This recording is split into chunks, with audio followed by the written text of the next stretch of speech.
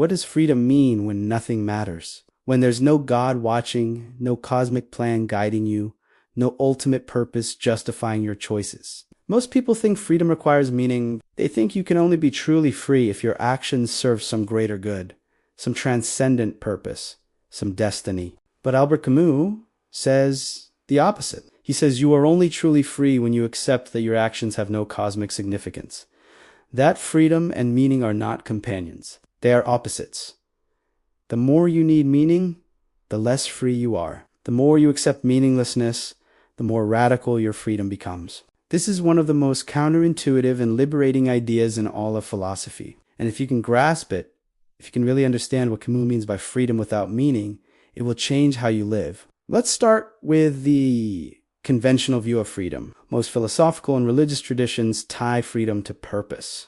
They say you are free when you fulfill your nature, when you actualize your potential, when you serve God's plan, when you align with the moral law, when you contribute to historical progress.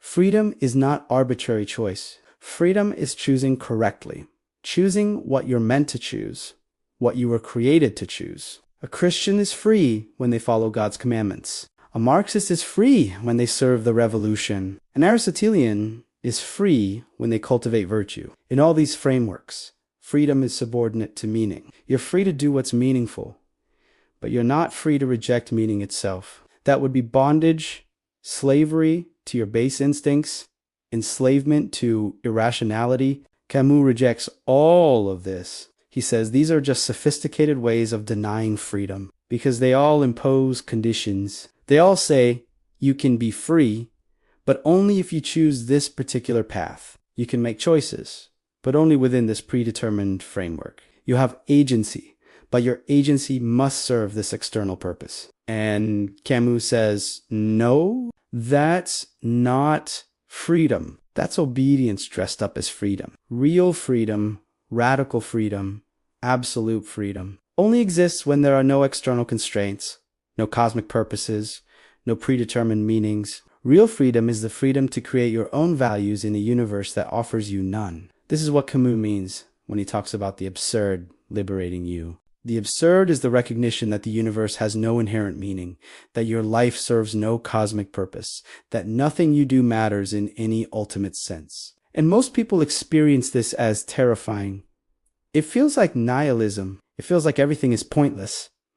But Camus says, look closer. What has actually happened? You've been freed. Freed from what? Freed from the obligation to serve purposes you didn't choose. Freed from the pressure to fulfill some cosmic destiny. Freed from the need to justify your existence to God or history or society. The universe doesn't care what you do. And that means you're free to do whatever you choose. Not because it's meaningful, not because it's your purpose, but because you want to. Because it's your choice. Because in the absence of cosmic meaning, your will is the only authority. Think about what this means practically. If you believe life has inherent meaning, if you believe God has a plan for you, then you're not really free. You're obligated to discover and fulfill that plan. Your job is to find out what you're meant to do and do it. And if you fail, if you choose wrongly, you've wasted your life. You've missed your purpose. You've disappointed God or history or your true nature. That's an enormous pressure. That's a crushing weight. But if you accept that there is no plan, no purpose, no inherent meaning, then that pressure disappears. You can't fail at a task that doesn't exist. You can't miss a purpose you were never given. You're not disappointing anyone because there's no one to disappoint. You're just living, making choices, creating your own path. And whatever path you create is as valid as any other because there is no cosmic standard against which to judge it. This is terrifying for many people. They want the guidance. They want to be told what to do. They want the security of knowing there's a right answer. But Camus says that security is an illusion. There is no right answer. There's only your answer. And the sooner you accept that, the sooner you can start living authentically, living freely, living without the constant anxiety that you might be getting it wrong. Because there's no it to get wrong. There's just your life, your choices, your values, and you create those values through the act of living, not by discovering some pre-existing blueprint. But here's the crucial point. Freedom without meaning is not the same as doing whatever you want without consequences. Camus is not advocating for nihilistic hedonism or moral relativism in some simplistic sense. Just because the universe doesn't impose meaning doesn't mean you shouldn't create meaning. Just because there's no cosmic morality doesn't mean you shouldn't develop ethics. The difference is agency. Traditional morality says these values exist independently of you, and your job is to conform to them. Camus says, values don't exist until you create them. And your job is to create them consciously, deliberately, responsibly. You're not discovering morality, you're inventing it, and that invention is an act of freedom. This is where Camus' concept of revolt becomes essential. Revolt is not random chaos. Revolt is not saying yes to everything. Revolt is the conscious creation of values in full awareness that those values are not cosmically validated. You choose to value human dignity not because God commands it, but because you decide it matters. You choose to fight injustice, not because history demands it, but because you refuse to accept it. You choose to love not because love is your destiny, but because love is what you want to create in your temporary existence. These choices are free precisely because they're not obligated. They're not serving some external purpose. They're expressing your will, your revolt against meaninglessness, your decision to live as if things matter even though cosmically they don't. Let's look at Meursault again, the protagonist of The Stranger. For most of the novel, Meursault lives in a kind of passive freedom. He doesn't care about conventional meanings. He doesn't perform the expected emotions. He doesn't follow social scripts. In that sense, he's free. But his freedom is incomplete because it's reactive, not creative. He's free from obligations, but he's not free for anything. He drifts.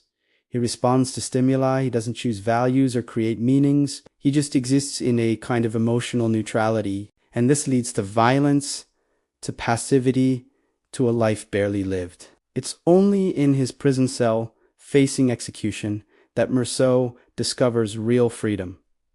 He accepts his death. He accepts the meaninglessness, and in that acceptance, he chooses to affirm his life. He says yes to everything he experienced, to every moment, meaningless as it was. That affirmation is an act of freedom. Not freedom from something, but freedom to choose his relationship to his own existence. Compare this to Sisyphus is condemned to meaningless labor. Push the boulder up. Watch it roll down. Repeat forever. No purpose. No progress. No escape. By conventional standards, Sisyphus has no freedom. He's a prisoner of the gods, trapped in an eternal punishment. But Camus performs his radical reinterpretation. He says, in that moment, when Sisyphus walks back down the mountain, when he's fully conscious of his situation, when he knows the boulder will roll down again, he is free. Free to choose his response. He could despair. He could curse the gods. He could beg for mercy, but he doesn't. He accepts. He makes the task his own. The gods gave him the punishment, but he transforms it into his choice. And in that transformation, he becomes free. Free not from the task, but free in his relationship to the task. Free to find meaning in the struggle itself. Free to be happy despite everything. This is freedom without meaning. Not freedom from responsibility or effort or struggle, but freedom from the need for cosmic justification. You don't need the universe to tell you that pushing your boulder matters. You decide it matters. You create that value through the act of pushing. And no one can take that from you. Not God, not fate, not the indifference of reality. Your freedom is internal. It's in your consciousness. It's in your choice to engage or withdraw, to affirm or deny, to create or destroy, and that freedom exists regardless of external circumstances. Even in the worst conditions, even facing death, even in meaningless suffering, you retain the freedom to choose your response. And that's the freedom that matters. If you're still with me, if this idea of freedom without external meaning is challenging everything you thought about choice and purpose, subscribe to continue exploring Camus' radical philosophy. Hit the like button if you're ready to embrace this uncomfortable freedom, because we're going deeper into what it means to live without cosmic validation with every video. Now, let's talk about what this means for your daily life. Most people spend enormous energy trying to justify their choices.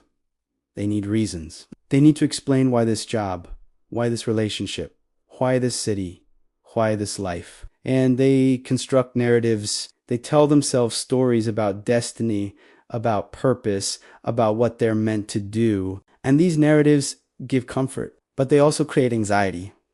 Because what if you're wrong? What if this isn't your purpose? What if you've chosen the wrong path? What if you're wasting your life? Camus says, stop. Stop trying to justify your choices through external frameworks. Stop asking if this is what you're meant to do. There is no meant to.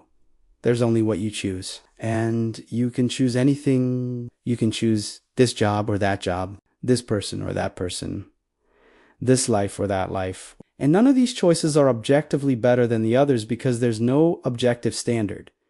There's only your standard, your values, your preferences, your will.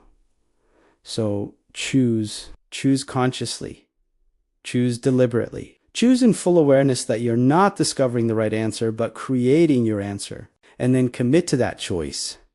Not forever, not because it's your destiny, but for now, for as long as it serves you, for as long as you choose to choose it. This is what freedom without meaning looks like in practice. It's waking up every day and recognizing that you could do anything.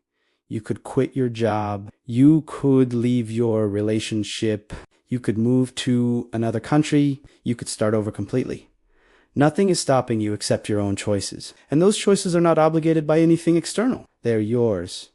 Yours to make, yours to change, yours to own. This is simultaneously terrifying and liberating. Terrifying because there's no safety net, no guarantee you're doing the right thing. Liberating because there's no wrong thing. It's just your thing, your life, your creation. And here's the paradox. The more you accept this freedom, the more seriously you take your choices. When you believe you're following a predetermined path, your choices feel less weighty. You're just discovering what you were always meant to do. But when you accept that there is no predetermined path, that every choice is genuinely open, that you're creating your life rather than discovering it, then every choice becomes profound. Every decision becomes an act of self. You're not finding yourself, you're making yourself, and that making is the exercise of freedom. Camus writes that the absurd man multiplies what he cannot unify. What does this mean? It means you don't need your life to have one single coherent meaning. You don't need all your choices to fit into some grand narrative. You can be many things. You can try many paths. You can create many meanings because there's no requirement that your life makes sense as a unified whole. There's no final judgment where you have to explain how it all fit together. You're free to experiment, to contradict yourself, to change, to be multiple people over the course of your life. This is quantity over quality, not in a shallow sense, but in the sense of accumulating experiences, trying things, living fully rather than trying to live correctly. This freedom also extends to how you relate to death. If your life has cosmic meaning, if you're serving some eternal purpose, then death is either a transition to something else or a tragic interruption of your mission. But if your life has no cosmic meaning, if you're not serving any purpose except the ones you create, then death is just the end of your existence. Not tragic, not meaningful, just the end. And knowing this, knowing your life is finite and will leave no cosmic trace, you're free to live it however you want. You're not saving yourself for eternity. You're not building a legacy that will matter forever. You're just living now, intensely, fully, because this is all there is. And that knowledge, far from diminishing life, intensifies it. Every moment becomes precious precisely because it's temporary. Every experience becomes valuable precisely because it's finite. You're free to live because you're free from the burden of eternal significance. So what will you do with this freedom? What will you create? What values will you affirm? What meanings will you invent? Because they are inventions. They are acts of will. They are choices made in full consciousness that the universe doesn't endorse them. But they're your choices. And that's what makes them matter. Not cosmically, but humanly. Not eternally, but now. Not because you have to, but because you choose to. And in that choosing, in that conscious creation of meaning in a meaningless universe, you are free. Radically, absolutely, terrifyingly, beautifully free. That's the gift of the absurd. That's the liberation that comes from accepting that nothing matters. Because if nothing matters cosmically, then everything matters humanly. Everything you choose to make matter, everything you decide to value, everything you create through your freedom. That's freedom without meaning. That's the only freedom that exists. And it's enough. It's more than enough. It's everything. Welcome to Freedom Without Meaning. Welcome to Radical Choice. Welcome to Camus Speaks.